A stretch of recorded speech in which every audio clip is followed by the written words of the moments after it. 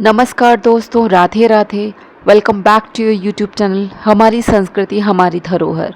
दोस्तों, आज के इस वीडियो में सावन सोमवार व्रत की पूजन सामग्री बताई गई है, सावन सोमवार व्रत की पूजा विधि बताई गई है और सावन सोमवार व्रत कथा भी बताई गई है। तो वीडियो को शुरू से लेकर अंत तक अवश्य देखिए।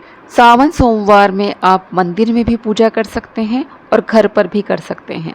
इसके लिए आपको यहाँ पर शिव परिवार की एक फ़ोटो लेनी है अथवा मूर्ति भी ले सकते हैं। सावन सोमवार व्रत कथा पुस्तक ले लीजिए। सावन सोमवार में भगवान शिव का अभिषेक हमें अवश्य करना चाहिए। इसके लिए आप एक छोटा सा शिवलिंग ले लें अथवा मिट्टी का शिवलिंग बनाकर उसका अभिषेक करके विसर्जन कर सकते हैं। इसके अलावा पूजन के लिए एक चौकी ले लीजिए। चौकी पे बिछाने के लिए आप पीला, सफ़ेद अथवा हरे रंग का कपड़ा भी ले सकते हैं। देसी घी का 2 बाती का दीपक ले लीजिए, धूप ले लीजिए। यहाँ पे गाय का कच्चा दूध ले लीजिए अथवा पंचामृत ले लीजिए। ये हमने यहाँ पे भीगी हुई थोड़ी सी मूंग की दाल ली है। यहाँ पे हमने लाल पुष्प लिए हैं माता पार्वती और गणपति जी की पूजा के लिए। यहाँ हमने सफ़ेद अक्षत लिया है, पीला चंदन, सफ़ेद चंदन, बेलपत्र आप अवश्य लीजिए। शिव जी को बेलपत्र अति प्रिय हैं। ये हमने आंकड़े के भी पत्ते लिए हैं, इन्हें भी चढ़ाया जाता है। यहाँ देखिए हमने मौली लिया है और जनेऊ लिया है। सफ़ेद जनेऊ हमें चढ़ाना होता है। शमी पत्र हमने रखा है यहाँ पर। यहाँ हमने इत्र की शीशी ली है। मदार पुष्प ले लीजिए, धतूरे का पुष्प ले लीजिए, धतूरे का फल भी हमने यहाँ रखा है। यहाँ पे गंगा जल अवश्य रखिए आप। ये देखिए मदार पुष्प, कहते हैं मदार पुष्प चढ़ाने से शिव जी अति प्रसन्न हो जाते हैं और इसको पूजा में चढ़ाने से हमें मोक्ष की प्राप्ति होती है। यहाँ हमने कनेर के पुष्प भी रखे हैं। ये हमने धतूरा रखा है। कुछ दक्षिणा रख लीजिए। हमने यहाँ पे फल लिए हैं। आप यहाँ पर कोई मिठाई भी चढ़ा सकते हैं। शुद्ध जल भी रख लीजिए। चलिए अब सावन सोमवार पूजन विधि देखते हैं। सावन सोमवार के दिन प्रातःकाल जल्दी उठ के स्नान आदि से निवृत्त होने के बाद आप शुद्ध वस्त्र धारण करिए। फिर पूजा घर में आपको पूजन स्थल को स्वच्छ करके गंगा जल छिड़क कर वहाँ पर आप कोई रंगोली भी बना सकते हैं। फिर वहाँ पर आप एक चौकी रखिए। चौकी के ऊपर आप पीला, सफ़ेद अथवा हरा वस्त्र भी बिछा सकते हैं क्योंकि सावन चल रहे हैं। अब आपको चौकी पर यहाँ पर शिव परिवार की फ़ोटो अथवा मूर्ति को स्थापित करना है। यहाँ पे आपको सावन सोमवार व्रत कथा की पुस्तक को भी रखना है।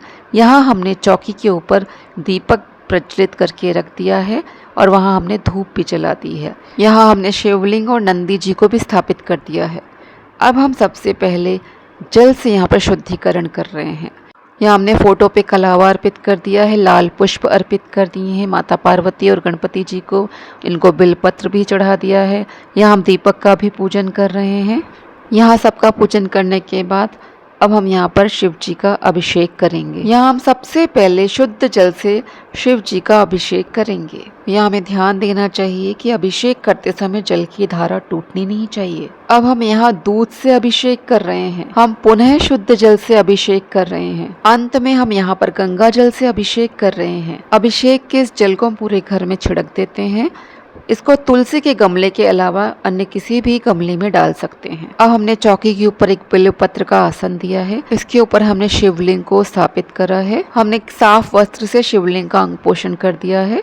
हमारे पास नंदी जी की मूर्ति थी तो हमने उसे भी यहाँ पर स्थापित करा है। इनका भी विधिवत पूजन करेंगे। भगवान शिव को सफ़ेद चंदन अर्पित करते हुए इससे त्रिपुंड बनाएंगे। यहाँ पर हम यहाँ पर पीला चंदन भी अर्पित कर रहे हैं। नंदी जी को भी चंदन अर्पित किया हमने यहाँ पर। आपके पास त्रिशूल हो तो उसे भी पूजन स्थल पर रखिए, उसका भी पूजन करिए। अब हम नाग देवता को भगवान शिव के गले में सुशोभित कर रहे हैं। इनका भी पूजन कर रहे हैं। भगवान शिव को हम वस्त्र रूपी कलावा अर्पित कर रहे हैं। सफ़ेद जनेऊ अर्पित करा है। थोड़े से अक्षत धोकर यहाँ पर भगवान शिव पे हम चढ़ाएंगे। अब हम बिल्व पत्र पर चंदन लगाकर प्रभु पे चढ़ाएंगे। इस पे आप श्री राम लिखकर भी चढ़ा सकते हैं। बिल्व पत्र के किनारे की डंडी तोड़कर फिर उसको चिकनी तरफ से भगवान शिव के ऊपर ओम नमः शिवाय कहते हुए चढ़ाना चाहिए। अब हम यहाँ पर मदार पुष्प चढ़ा रहे हैं। आप कोई भी सफ़ेद अन्य पुष्प भी चढ़ा सकते हैं। अब हम यहाँ पर मदार के पत्ते चढ़ा रहे हैं। मदार के पत्ते यदि उपलब्ध हो तो इन्हें आप अवश्य चढ़ाइए। मदार पुष्प हम यहाँ पर चढ़ा रहे हैं।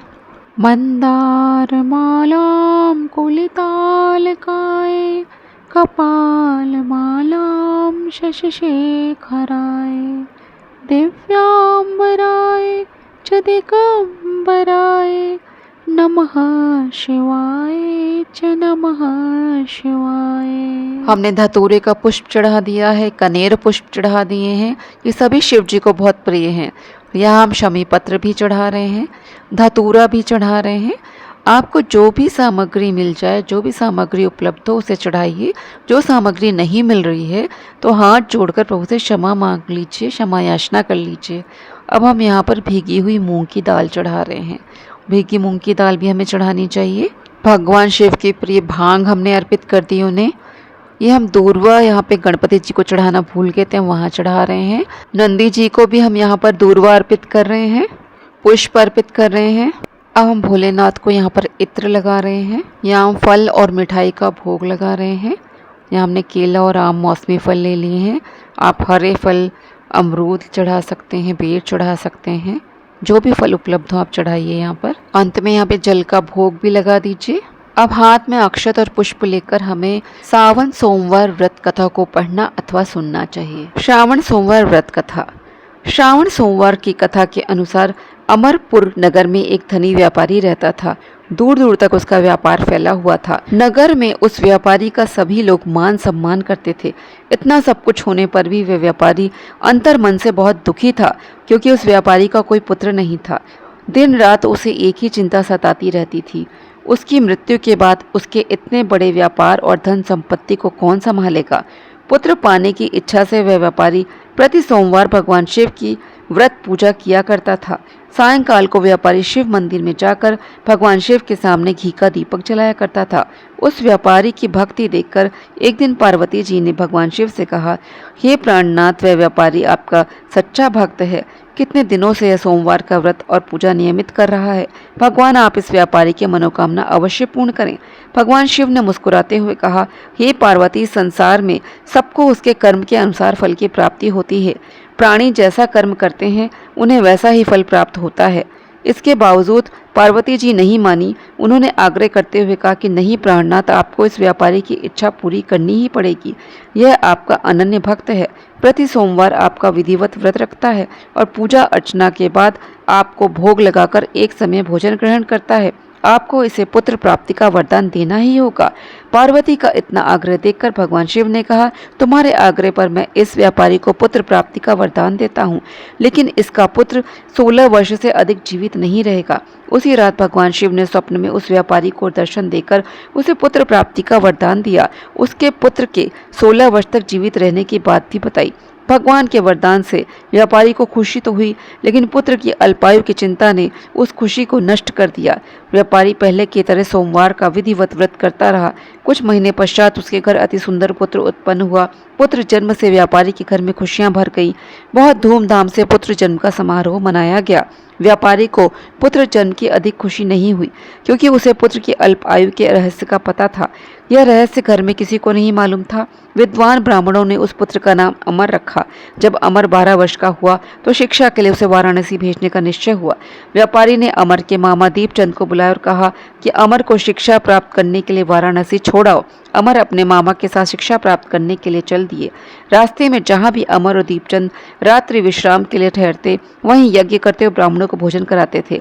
लंबी यात्रा के बाद अमर और दीपचंद एक नगर में पहुंचे। उस नगर के राजा की कन्या के विवाह की खुशी में पूरे नगर को सजाया गया था। निश्चित समय पर बारात आ गई, किंतु वर का पिता अपने बेटे के एक आंख से काने होने के कारण बहुत चिंतित था। उसे इस बात का भय सता रहा था कि राजा को इस बात का पता चलने पर कहीं वह विवाह से इनकार न करते, इससे उसकी बदनामी होगी। वर के पिता ने अमर को देखा तो उसके मस्तिष्क में एक विचार आया। उसने सोचा, क्यों न इस लड़के को दूल्हा बनाकर राजकुमारी से विवाह करा दूं। विवाह के बाद इसको धन देकर विदा कर दूंगा और राजकुमारी को अपने नगर में ले जाऊंगा। वर के पिता ने इसी संबंध में अमर और दीपचंद से बात की। दीपचंद ने धन मिलने के लालच में वर के पिता की बात स्वीकार कर ली। अमर को दूल्हे के वस्त्र पहनाकर राजकुमारी चंद्रिका से विवाह करा दिया गया। राजा ने बहुत सा धन देकर राजकुमारी को विदा किया। अमर जब लौट रहा था तो सच नहीं छिपा सका और उसने राजकुमारी की ओढ़नी पर लिख दिया, राजकुमारी चंद्रिका, तुम्हारा विवाह तो मेरे साथ हुआ था। मैं तो वाराणसी में शिक्षा प्राप्त करने जा रहा हूँ। अब तुम्हें जिस नवयुवक की पत्नी बनना पड़ेगा वह कान्हा है। जब राजकुमारी ने अपनी ओढ़नी पर लिखा हुआ पढ़ा तो उसने काने लड़के के साथ जाने से इनकार कर दिया। राजा ने सब बातें जानकर राजकुमारी को महल में रख लिया। उधर अमर अपने मामा दीपचंद के साथ वाराणसी पहुंच गया। अमर ने गुरुकुल में पढ़ना शुरू कर दिया। जब अमर की आयु 16 वर्ष की पूरी हुई तो उसने एक यज्ञ किया। यज्ञ की समाप्ति पर ब्राह्मणों को भोजन कराया और खूब अन्न वस्त्र दान किए। रात को अमर अपने शयन कक्ष में सो गया। शिव के वरदान के अनुसार शयनावस्था में ही अमर के प्राण पखेरु उड़ गए। सूर्योदय पर मामा अमर को मृत देखकर रोने पीटने लगा। आसपास के लोग भी एकत्र होकर दुख प्रकट करने लगे। मामा के रोने विलाप करने के स्वर समीप से गुजरते हुए भगवान शिव और माता पार्वती ने भी सुने। पार्वती जी ने भगवान शिव से कहा, प्राणनाथ, मुझे इसके रोने के स्वर सहन नहीं हो रहे हैं, आप इस व्यक्ति के कष्ट को अवश्य दूर करें। भगवान शिव ने पार्वती जी के साथ अदृश्य रूप में समीप जाकर अमर को देखा तो पार्वती जी से बोले, पार्वती, यह तो उसी व्यापारी का पुत्र है। मैंने इसे 16 वर्ष की आयु का वरदान दिया था, इसकी आयु तो पूरी हो गई।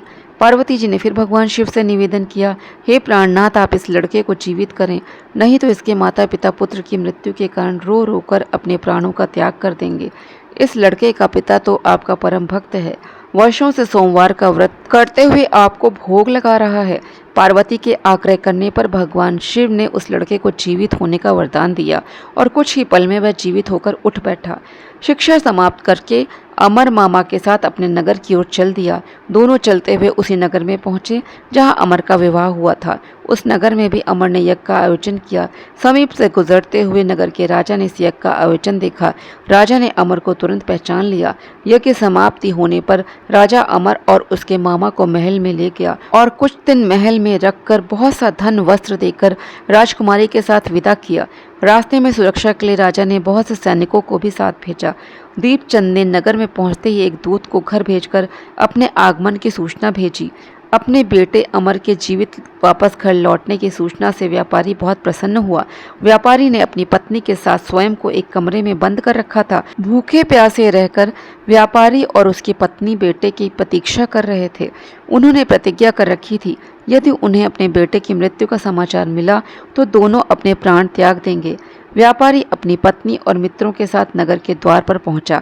अपने बेटे के विवाह का समाचार सुनकर पुत्र वधू राजकुमारी चंद्रिका को देखकर उसकी खुशी का ठिकाना न रहा। उसी रात भगवान शिव ने व्यापारी के स्वप्न में आकर कहा, हे श्रेष्ठी, मैंने तेरे सोमवार के व्रत करने और व्रत कथा सुनने से प्रसन्न होकर तेरे पुत्र को लंबी आयु प्रदान की है। व्यापारी बहुत प्रसन्न हुआ। सोमवार का व्रत करने से व्यापारी के घर में खुशियां लौट आईं। शास्त्रों में लिखा है कि जो स्त्री पुरुष सोमवार का विधिवत व्रत करते और व्रत कथा सुनते हैं, उनकी सभी इच्छाएं पूरी होती हैं। कथा सुनने के बाद अक्षत और पुष्प को वहीं चौकी पर हम छोड़ देंगे। आप यहाँ पे घी से भी आरती कर सकते हैं। यहाँ मैं कपूर से आरती कर रही हूँ। हम ओम जय शिव ओमकारा वाली आरती यहाँ पर गाएंगे। अंत में पूजा में हुई गलतियों के लिए क्षमा याचना मांगेंगे। आज का वीडियो अब मैं यहीं पे समाप्त करती हूँ। मिलती हूँ किसी अन्य वीडियो में। आप अपना ख्याल रखिए। भगवान शिव आपकी सभी मनोकामनाएं पूर्ण करें। जय श्री कृष्णा, जय श्री राधे।